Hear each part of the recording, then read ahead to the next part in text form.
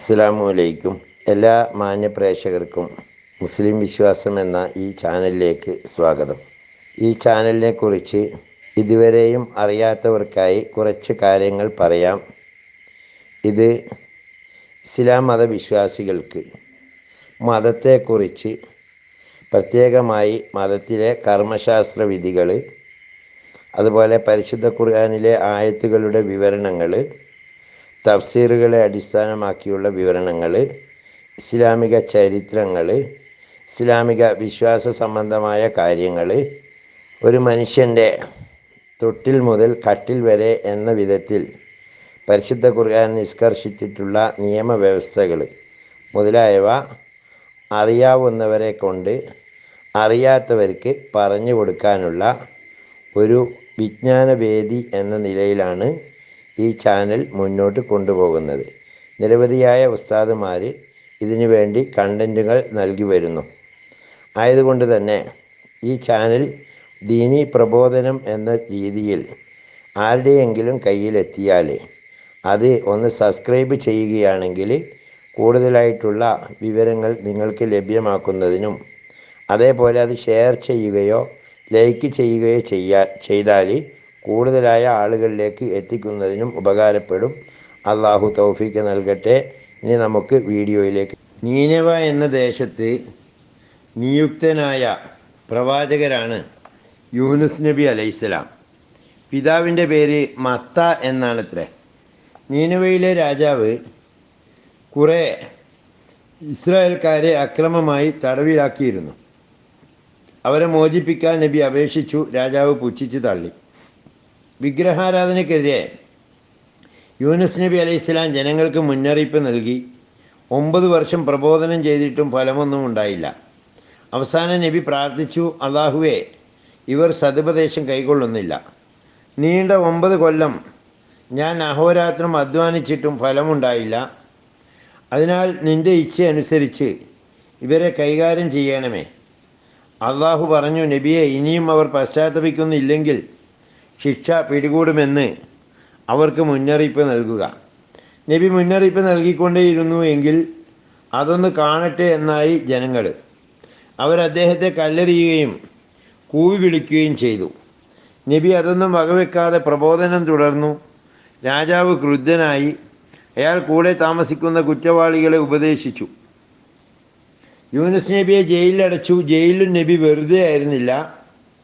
നബി കൂടെ താമസിക്കുന്ന കുറ്റവാളികളെ ഉപദേശിച്ച് നന്നാക്കാൻ ശ്രമിക്കുകയാണ്. പലരും സത്യവിശ്വാസം സ്വീകരിക്കാൻ തുടങ്ങിയപ്പോൾ ജയിലധികൃതർക്ക് ഇഷ്ടമായില്ല. അവർ നബിയെ കഠിനമായി മർദ്ദിച്ചു കൊണ്ടിരുന്നു. അതുകൊണ്ടൊന്നും പ്രബോധനം നിർത്തുന്നില്ലെന്ന് കണ്ടപ്പോൾ അവർ രാജാവിനോട് പരാതി പറഞ്ഞു. രാജാവ് തൻ്റെ പ്രധാനമന്ത്രിയെ ജയിലിൽ ചെന്ന് അന്വേഷണം നടത്താൻ നിയോഗിച്ചു. മന്ത്രി രാത്രിയാണ് ചെന്നത്. യൂനുസ് നബി അടച്ചിട്ടിരിക്കുന്ന ഇരുട്ടുമുറിയിൽ ഒരു ദിവ്യപ്രഭ പ്രസരിക്കുന്നത് കണ്ട് മന്ത്രി അത്ഭുതപ്പെട്ടു. അയാൾ ഈ ദൃഷ്ടാന്തം കണ്ട് സത്യവിശ്വാസം സ്വീകരിച്ചു. ഇതറിഞ്ഞ രാജാവ് ദേഷ്യപ്പെട്ടു. അയാൾ മന്ത്രിയെ തൽസ്ഥാനത്ത് നിന്ന് പിരിച്ചുവിട്ടു. യൂനുസിനെ തൻ്റെ മുന്നിൽ ഹാജരാക്കാൻ രാജാവ് കൽപ്പിച്ചു. ഹാജരാക്കപ്പെട്ടു. മന്ത്രിക്ക് കാണിച്ചു കൊടുത്ത ദിവ്യ ദൃഷ്ടാന്തം നബി രാജാവിന് കാണിച്ചു കൊടുത്തു. അയാൾ വിശ്വസിച്ചില്ല. സിഹിറാണെന്ന് പറഞ്ഞ് ഒഴിഞ്ഞു മാറിയെങ്കിലും നബിയെ സ്വതന്ത്രനാക്കി വിട്ടയച്ചു. നബി വീണ്ടും ജനങ്ങളുടെ ഇടയിൽ വന്ന് പ്രബോധനം തുടർന്നു. ജനങ്ങൾ കല്ലേറും കൂക്കുവിളിയും തുടർന്നു. നിരന്തരമായ പ്രയത്നങ്ങൾ സഫലമാകാതെ വന്നപ്പോൾ യൂനുസ് നബി അലൈഹിസ്സലാം അള്ളാഹുവിൻ്റെ അനുമതി കൂടാതെ നാടുവിട്ടു. ഇത് കാരണം ഏറെ ദുരിതങ്ങൾ നബി അനുഭവിക്കേണ്ടി വന്നു. നബി നാടുവിട്ടതിൻ്റെ പിറ്റേന്ന് നാട്ടുകാരുടെ മുഖമെല്ലാം കറുത്തുപോയി. പിന്നെ മഞ്ഞളിച്ചു. അള്ളാഹുവിൻ്റെ ശിക്ഷയുടെ മുന്നോടിയാണ് ഇതെന്ന് അവർക്ക് മനസ്സിലായി. അധികം താമസിയാതെ കറുത്ത മേഘം അന്തരീക്ഷത്തിൽ പ്രത്യക്ഷപ്പെട്ടു. ലോകം ഇരുളടഞ്ഞു. കഠിനമായ ചൂട്. ജനങ്ങൾ തീച്ചട്ടിയിൽ കിടക്കുന്നത് പോലെ ഉരുകാൻ തുടങ്ങി. അവർ പരക്കം പാഞ്ഞു. യൂനുസ് നബി അലൈഹി ഇസ്ലാമിനെ ബഹിഷ്കരിച്ചതിൻ്റെ ശിക്ഷ അനുഭവിക്കേണ്ടി വരുമെന്ന് ഉറപ്പായപ്പോൾ രാജാവും പ്രജകളും അദ്ദേഹത്തെ അന്വേഷിച്ച് നടന്നു. പക്ഷേ കണ്ടുകിട്ടിയില്ല.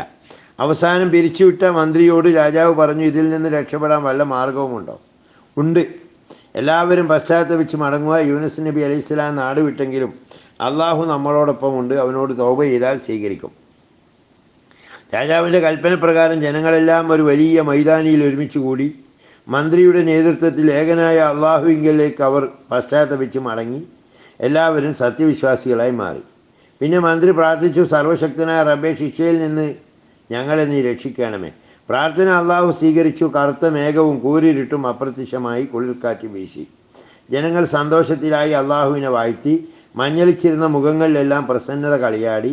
പിന്നെ അവർ യൂനുസ് നബി അലൈഹി ഇസ്ലാമിനെ അന്വേഷിച്ച് നടന്നു. പക്ഷേ ഒരു വിവരവും കിട്ടിയില്ല. യൂനുസ് നബി അലൈഹി ഇസ്ലാം ഒളിച്ചോടി ഒരു കപ്പലിൽ കയറി യാത്ര തുടർന്നു. നടുക്കടലിൽ വെച്ച് കാറ്റും കോളും ഉണ്ടായി. കപ്പൽ തകർന്ന് തരിപ്പണമായി. യൂനുസ് നബി അലൈഹി ഇസ്ലാം തിരമാലകളോട് മല്ലടിച്ചു കൊണ്ടിരിക്കുമ്പോൾ ഒരു തിമിംഗലം അദ്ദേഹത്തെ വിഴുങ്ങിക്കളഞ്ഞു. നബിക്ക് മനസ്സിലായി അള്ളാഹുവിൻ്റെ അനുമതി കൂടാതെ ഒളിച്ചോടിയതിൻ്റെ ശിക്ഷയാണിതെന്ന്. അദ്ദേഹത്തെ വിഴുങ്ങിയ തിമിംഗലത്തോട് അള്ളാഹു കൽപ്പിച്ചു, നബിക്ക് ഉപദ്രവമൊന്നും ചെയ്യരുതെന്ന്. അടച്ചുപൂട്ടിയ ഒരു ഇരുട്ടറയിൽ കിടക്കുന്നത് പോലെയാണ് നബിക്ക് അനുഭവപ്പെട്ടത്. അവിടെ കിടന്ന് അദ്ദേഹം അള്ളാഹുവിനോട് താണുകേണ് മാപ്പപേക്ഷിച്ചു കൊണ്ടിരുന്നു. കാരുണ്യവാനായ റബ്ബേ, നിൻ്റെ സമ്മതം കൂടാതെ എൻ്റെ ജനതയിൽ നിന്ന് ഒളിച്ചോടുക മൂലം ഞാൻ അക്രമിയായി തീർന്നിരിക്കുന്നു. നീയല്ലാതെ രക്ഷിക്കാൻ ആരുമില്ല. എനിക്ക് മാപ്പ് തന്ന് രക്ഷിക്കണമേ. അള്ളാഹു ആ പശ്ചാത്താപം സ്വീകരിച്ചു. തിമിംഗലം യൂനുസ് നബി അലൈഹി ഇസ്ലാമിനെ കരയിൽ കൊണ്ടുവന്ന് ഛർദ്ദിച്ചു. അങ്ങനെ നബി രക്ഷപ്പെട്ടു. അദ്ദേഹം നീനവായിലേക്ക് ചെന്നപ്പോൾ ഊഷ്മളമായ വരവേൽപ്പാണ് രാജാവും ജനങ്ങളും നൽകിയത്. എല്ലാവരും സത്യവിശ്വാസികളായ കാഴ്ച കണ്ട് യൂനുസ് നബി അലൈഹി ഇസ്ലാമിൻ്റെ കണ്ണും കരളും കുളിർത്തു. അദ്ദേഹം അള്ളാഹുവിന് സുജൂദിൽ വീണു. നീനവായിൽ തിരിച്ചെത്തി 21 കൊല്ലം കഴിഞ്ഞാണ് നബി വഫാത്തായത്. നബിയെ വിഴുങ്ങിയ തിമിംഗലത്തിൻ്റെ പേര് നൂൻ എന്നായിരുന്നു. തന്മൂലം നബിക്ക് ദുന്നൂൻ എന്ന അപരനാമം സിദ്ധിച്ചു. ഇതാണ് മഹാനായ യൂനുസ് നബി അലൈഹി ഇസ്ലാമിൻ്റെ കഥ. അള്ളാഹു ചരിത്രത്തിൽ നിന്ന് പാഠം ഉൾക്കൊള്ളുന്നവരിൽ നാം ഏവരെയും ഉൾപ്പെടുത്തുമാറാകട്ടെ. വാഹിർ ദഅ്വാനാ അൽഹംദുലില്ലാഹി റബ്ബിൽ ആലമീൻ. അസ്സലാമു അലൈക്കും വറഹ്മത്തുള്ളാഹി വബറകാതുഹു.